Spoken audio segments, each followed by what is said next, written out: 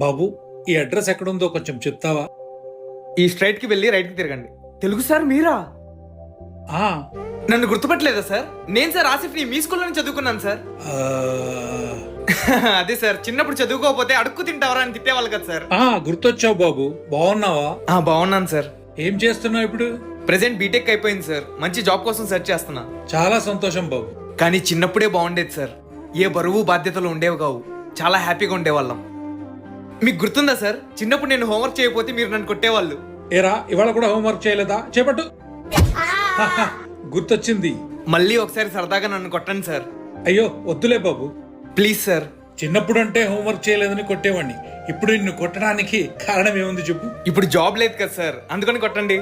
ఏం లేదు సార్, చిన్ననాటి ఆ తీపి జ్ఞాపకాల్ని మళ్ళీ గుర్తు చేసుకోవడం కోసం అంతే.